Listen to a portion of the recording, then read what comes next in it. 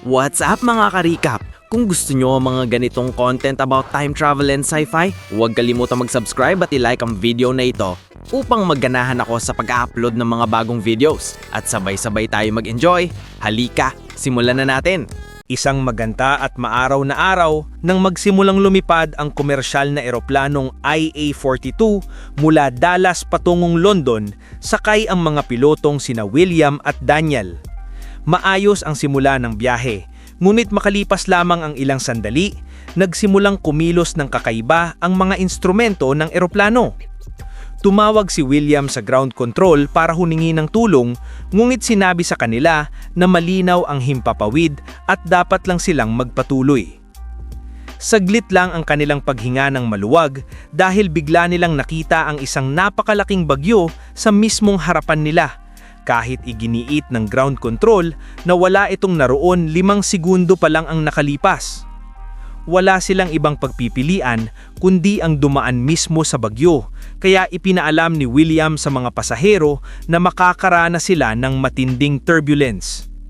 Nagsimulang yumanig ng sobra ang eroplano habang nililipad ito ng mga piloto sa gitna ng nagngangalit na bagyo. Nakahihina-hina lang nagliliwanag habang tinatahak nila ito. Hindi nagtagal ay muling naging matatag ang eroplano at normal na lumipad. Ngulit nagulat ang mga piloto nang matuklasan nilang ganap na madilim ang kalangitan na para bang biglang dumating ang gabi sa loob lamang ng ilang segundo. Sinabi ni William sa mga pasahero na isa lang itong kakaibang epekto kapag lumilipad sa ibabaw ng Bermuda Triangle bilang dahilan upang mapanatili ang kanilang kalmado. Gayunpaman, nag-alala pa rin ang mga pasahero nang mapansing walang signal ang kanilang mga telepono at computer. Sa loob ng cockpit, karamihan sa mga instrumento ay hindi rin gumagana at hindi makontak ni William ang ground control. Dahil gumagana pa naman ang radar, inisip ng mga piloto na sapat na iyon upang magpatuloy muna. Samantala, namigay ng refreshments ang flight attendant at sinabing huwag mag-alala ang lahat dahil normal lang ang nararanasang turbulence. Nakipagkwentuhan si Cameron sa dalawang lalaking mga historiador at nalaman niyang papunta sila sa London upang suriin ang ilang kamakailang natuklasang mga artifact mula sa digmaan. Mayroon ding isang matandang lalaki na isinusulat ang bawat detalye ng nangyayari sa kanya sa kanyang kwaderno. Pagkaraan ng ilang sandali, napansin ng mga piloto na wala silang makitang ibang sasakyang panghimpapawid sa radar na lubhang nakakabahala at maaaring ibig sabihin ay tinangay sila ng bagyo palihis sa kanilang ruta. Nagpasya si William na paliparin ang eroplano ng paikot upang maghanap ng ibang makikita. Ngunit kahit pagkatapos bumaba ng altitude, wala pa rin silang makilalang lokasyon. Biglang may lumitaw sa radar at sa unay inakala nilang isa itong bagyo. Ngunit mas nakakagulat ang katotohanan. Mga fighter plane ito na binubomba ang isang lungsod na para bang may nagaganap na digmaan. Agad nagpanik ang mga pasahero nang makita ang mga gusaling sumasabog sa ilalim ng eroplano at ang apoy sa buong lugar. Ngunit may napansing kakaiba ang mga historiador. Walang ideya ang mga piloto kung ano ang gagawin, ngunit bago pa man sila makapag-usap ng opsyon, bigla nilang nakita ang ilang fighter plane na pumapalibot sa kanila. Handa na itong magpaputok, ngunit dahil sa radar, mabilis na nailayo ng mga piloto ang eroplano at umangat pa sa mas mataas na bahagi ng langit. Lalong kinabahan ang mga pasahero at humingi ng paliwanag, kaya ginawa ni Cameron ang lahat upang pakalmahin sila. Michael ay masyadong bastos at agresibo at naglakas pang hawakan si Cameron, ngunit napilitan siyang tumino ng isa pang flight attendant matapos siyang bantaang tatalian. Patuloy sinusubok ni William na makontak ang ground control, ngunit bigo siya, kaya nagpasya siyang bumaba muli upang subukang malaman kung nasaan sila. Sa una, nag-alala si Daniel dahil maaaring atakihin silang muli, ngunit itinuro ni William na nauubusan sila ng gasolina kaya kailangan nilang maresolba ito agad. Sa sandaling ito, sinabi ng mga historiador kay Cameron na maaaring may alam sila at hinikayat siyang dalhin sila sa mga piloto, Hindi alam na sinusundan sila ni Michael at naririnig ang usapan.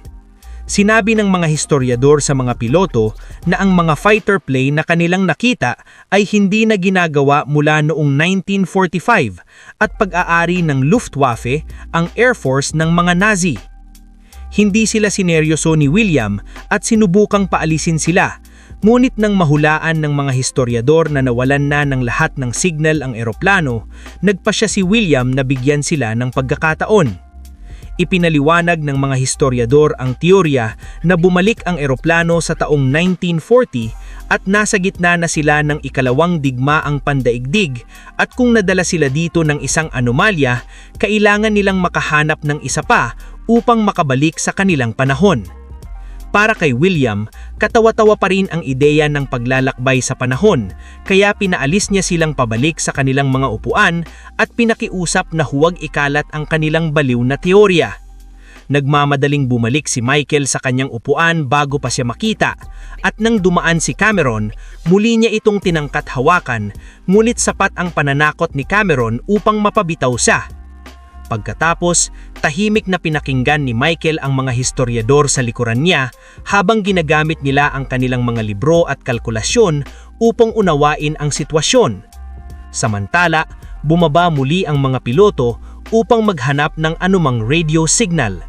Sa kabutihang palad, naging matagumpay sila sa pagkakataong ito at nakontak ang isang sundalong British na nagngangalang Nigel na inakala nilang mga espiyay lamang sila na nanggugulo sa kanya dahil imposible raw makasagap ng radio signal mula sa isang eroplano na ganoon kataas ang lipad.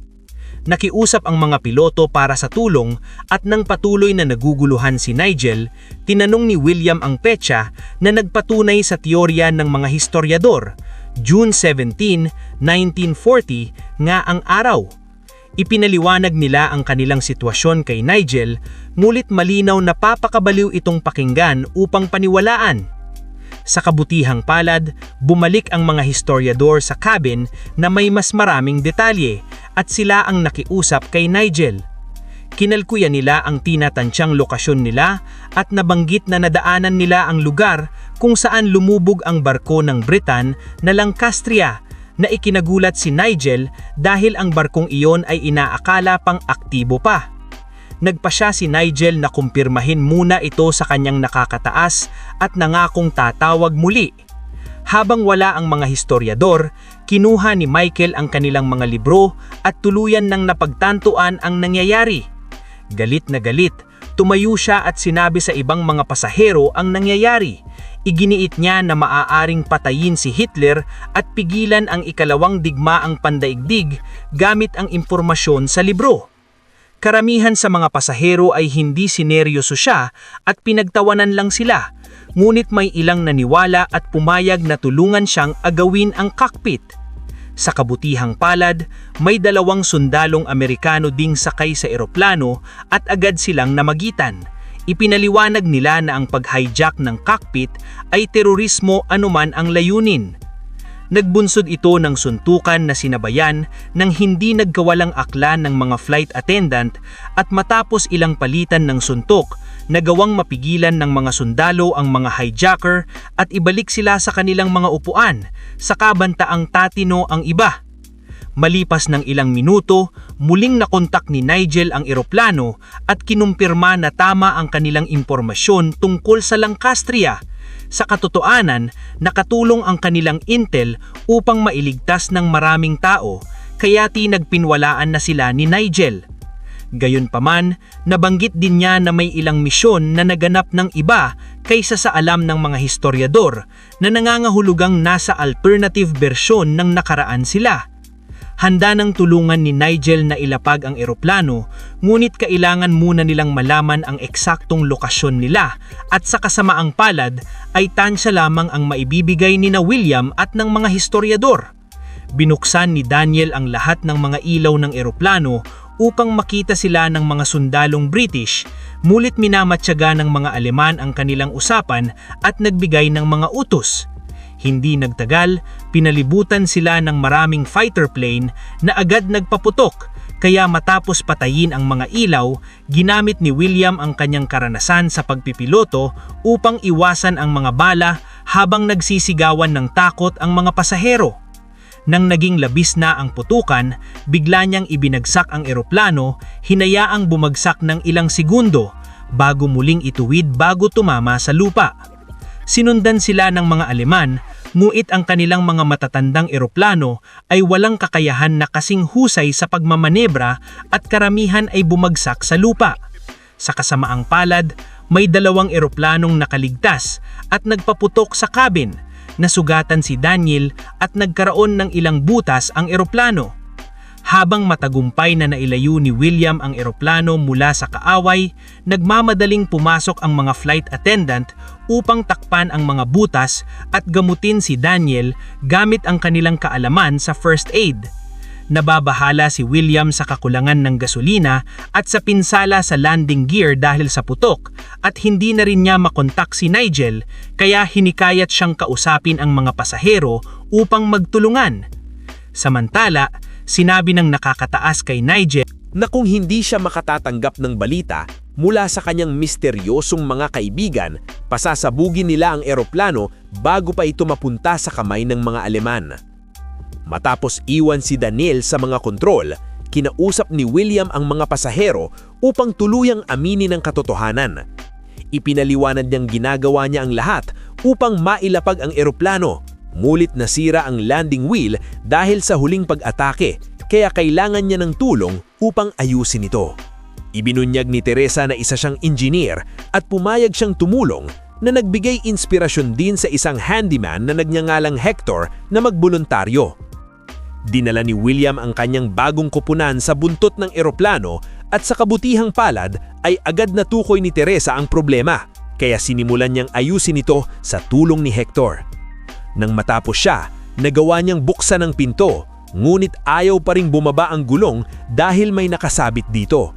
Nagboluntaryo si William na bumaba, ngunit sinabi ni Hector na kailangan ng kapitan sa paglipad ng eroplano kaya siya na ang gagawa nito. Maingat na umakyat si Hector sa landing wheel at ginamit ang martilyo upang ayusin ang problema. Agad na gumalam ang gulong at kinailangan ni Hector na kumapit ng mahigpit upang hindi mahulog, ngunit sa kabutihang palad ay bumalik ang gulong ng walang sinumang nasaktan. Nagmamadaling bumalik si William sa cabin at sa tulong ni Daniel, bumaba muli sila upang mulin makasagap ng radio signal. Nakipag-ugnayan sila kay Nigel upang ipaalam na 80 minuto na lamang ang natitira nilang gasolina kaya kailangan nilang makalapag sa lalong madaling panahon. Naputol ang kanilang usapan nang bumalik ang 2 eroplanong Aleman at muling umatake sa kanila. Sa pagkakataong ito, nagpakawala ang mga ito ng misil na sumabog ng masyadong malapit at winasak ang lahat ng bintana ng eroplano. Habang nagpapanik ang mga pasahero, ginamit ni William ang radar upang masubaybayan ang mga kalaban na nagbigay daan sa kanya upang magsagawa ng ilang nakakabaliw na maniobra na naging dahilan upang magsalpukan ang mga eroplanong Aleman at bumagsak ang mga ito. Pagkatapos nito, may naisip na plano ang mga historiador. Alisin ang radar ng eroplano at ipadala ito kay Nigel upang magamit niya sa paggabay sa kanila patungo sa isang ligtas na lugar. Hindi makatuwirang wala pa silang ganitong teknolohiya sa panahong iyon, kaya posibleng ipinadala ang eroplano sa nakaraan upang ayusin ang kakulangang iyon. Sa sandaling iyon, tumama ang isang missile sa turbine kaya nagsimulong umagsak ang eroplano sa napakabilis na bilis. Matapos ang ilang bigong pagtatangka, muli itong napaandar ng mga piloto at nagawa nilang makipag-ugnayan kay Nigel upang magkasundo sa lugar kung saan ihuhulog ang radar. Pagkatapos, isiniwalat na ang missile ay nagmula pala sa panig ng mga Briton, ngunit inutusan ni Nigel ang kanyang nakakataas na itigil ang pagpapaputok at kunin ang radar. Sa loob ng eroplano, nagtulungan ng lahat upang ihanda ang pakete.